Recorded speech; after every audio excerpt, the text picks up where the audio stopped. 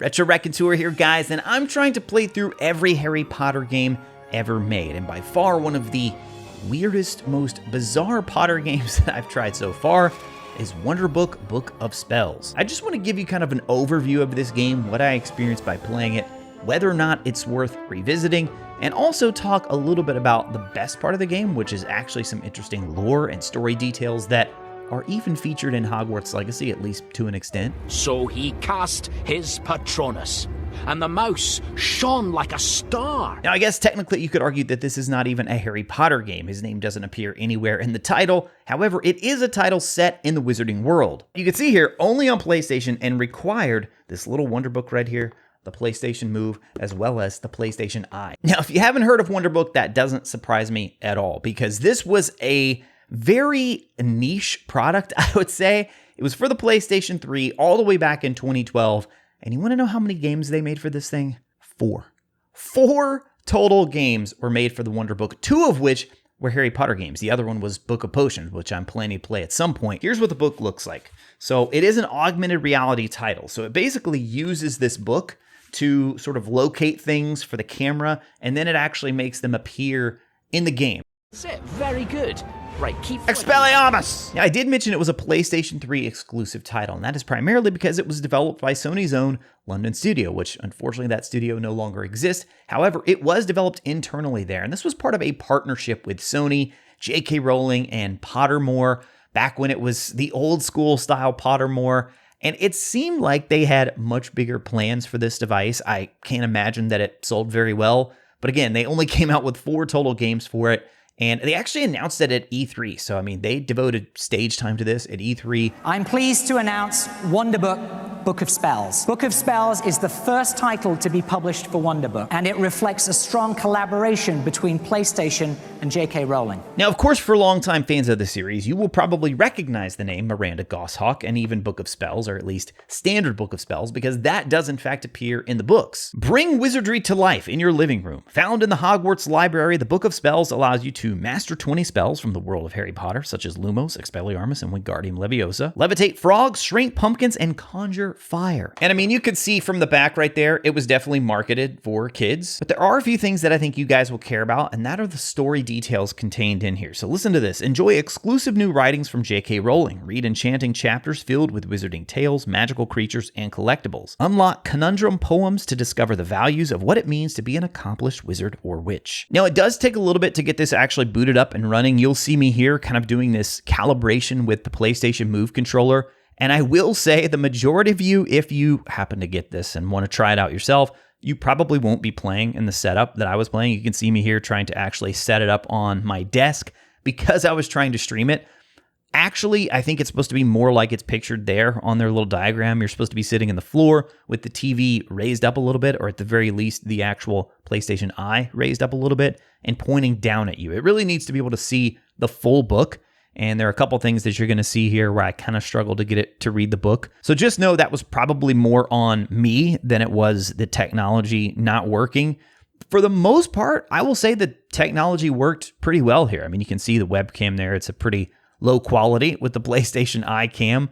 But as far as the actual gestures and everything, which we'll get into here in a second, they worked fairly well. Now, the game will actually kick off with you being able to choose both your wand and your house, so very similar to Hogwarts Legacy in that regard, in that you just pick everything. There was also an option to link to your Pottermore account, which I did not do because I just assumed that it wouldn't work all these years later, but I'm kind of curious to go back in and try just to see if anything happens with that. For any of you who've played it back in the day, let me know in the comments below if you tried it and what you actually got for doing that. But then once you actually get into the game here, and I think by this point, many of us have tried augmented reality. However, back then when this was first introduced, I could see this being really cool and quite novel for kids to actually see where it looks like you're holding a wand in the game and then the book in front of you transforms. I mean, even now, having seen a lot of augmented reality, I thought this was pretty cool.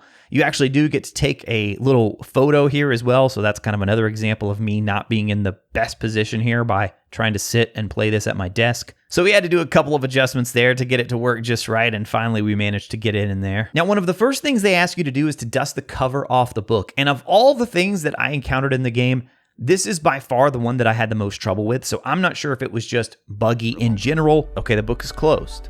Dust off the cover.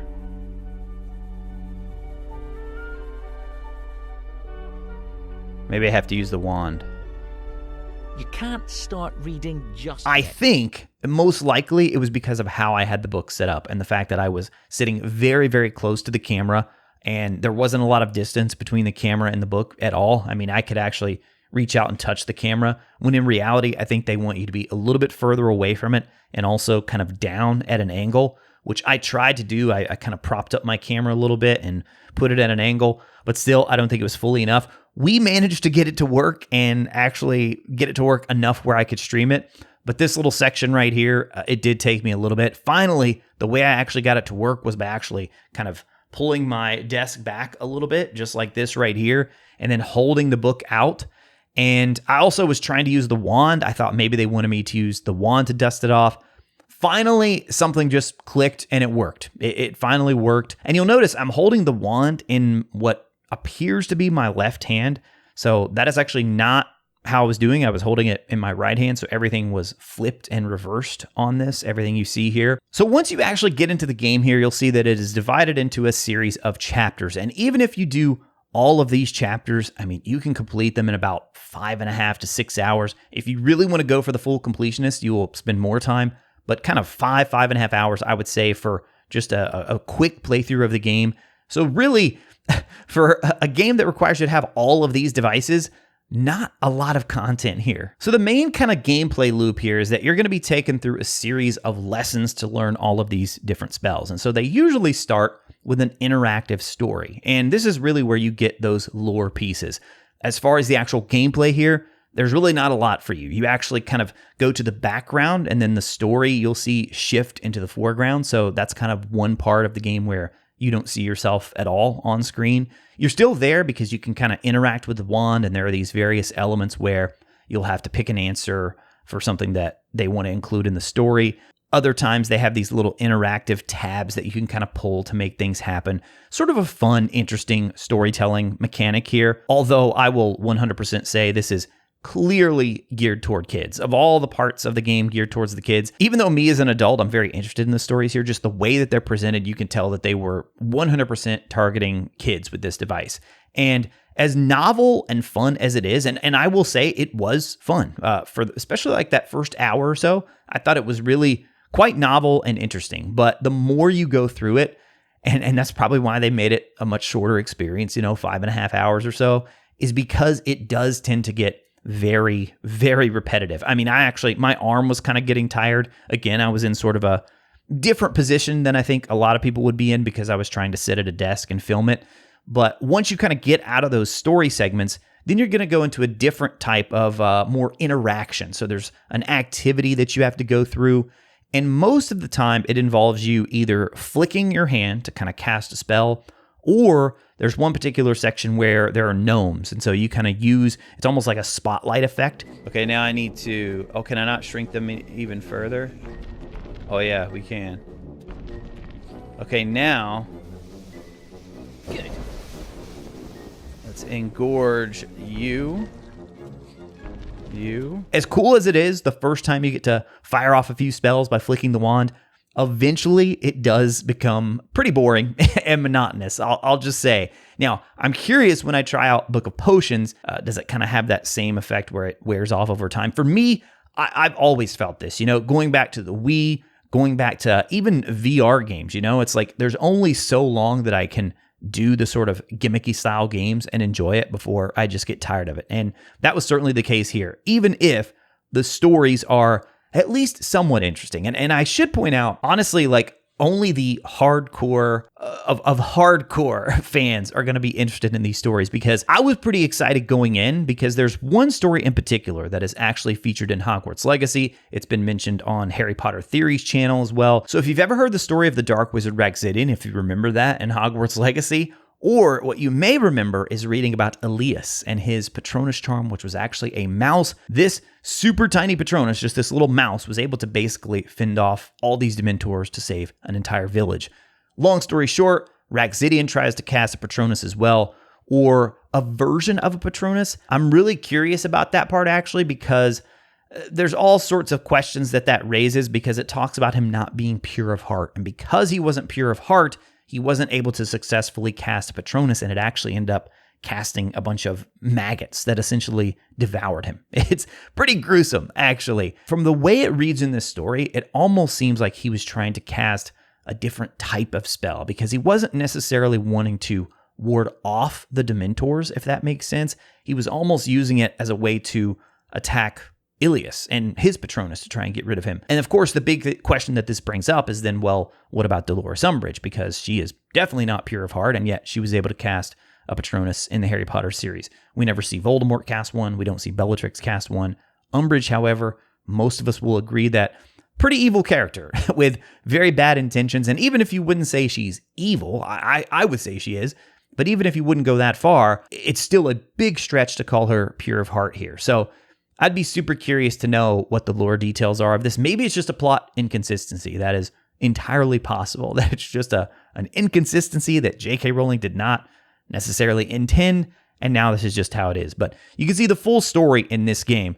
That is by far the best story. I mean, the other stories, they're interesting, yeah, but I've already forgotten them. That kind of goes to show you how they're just sort of like fluff, if that makes sense. They don't really add a lot to the lore of the series. They are pretty humorous and funny, some of them are, but for the most part, there's just not a lot of these stories that are memorable. Certainly nothing anywhere close to being as memorable as the story of Ragsinian and Ilias and his mouse Patronus. Now, when it comes to actually learning the spell, you do have some gestures that you'll have to do, but you don't have to do the gestures every single time. The way it works in this game is the gesture really sort of sets what I would call the active spell. And then once that spell is active, depending on the type of spell that it is, there are a couple ways that you will cast it, like the flicking that I mentioned, or actually pointing out to kind of shine like a spotlight effect.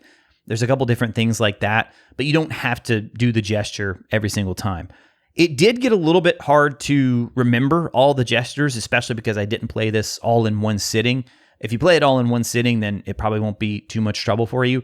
But if you do play it in multiple sittings, there's a very easy way that you can pull up your menu and you can actually see what the gestures were to help you learn them. So you can see me casting the gesture right here. This one's for Wingardium Leviosa.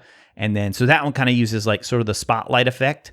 So I highlight the jar and then you can see me lifting it up right there. Now, even though it all is just one big gimmick and a lot of it does get kind of repetitive and old, especially just the flicking after a while, I will say I never got tired of the fact of actually seeing the camera sort of shift its perspective and me actually being part of the world, and especially for kids. I mean, I can see this being a huge draw for kids, but as a parent myself, I can definitely see how augmented reality really could open up so many opportunities to help kids learn, not necessarily just with gaming, but going to outer space, going to different countries, seeing different parts of the world, different environments.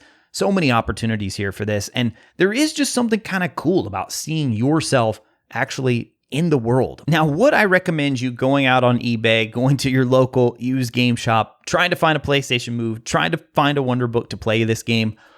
Probably not, to be honest with you. Probably not. If you already have an iToy and you already have a Move and you already have a PS3, maybe then, because I will say for Book of Spells especially, it's pretty easy to find copies of that game online, as well as the Wonderbook. Book of Potions, however, was a completely different story. To pick that one up, I actually had to buy a European version of the game, so it's not the US version of the game. My only assumption is that they just made so few copies over here that there just aren't many of them out there. If you do have kids who are really into the wizarding world, then that would kind of be an added draw of this, because I do think kids would 100% love this. I haven't showed it to my kids yet to see what they think, but my oldest is reading through the third book right now. So this definitely might be an opportunity at some point for me to show him this and just see what he thinks about it, because he hasn't really played a lot of augmented reality games. For most people, however, I think it's more than enough to just simply watch a playthrough of it, because that is how you're going to actually be able to get the story, which is probably the most interesting bits of the game, and also for you to see some of those novel and kind of unique features of actually casting the spells in the game. Although I will say I was wanting more variety on that. Now, if you do want to watch a full playthrough of this, I actually just uploaded my entire playthrough over on our second channel. You can check that video out on the left side of your screen now. Big thank you to all of our channel members, with a special shout out to our tier 3 Phoenix level members, Savage Khaleesi, Martin, The Flash, and Dylan. You guys help make this all possible. As always, thank you all so much for watching, and I'll talk to you again soon.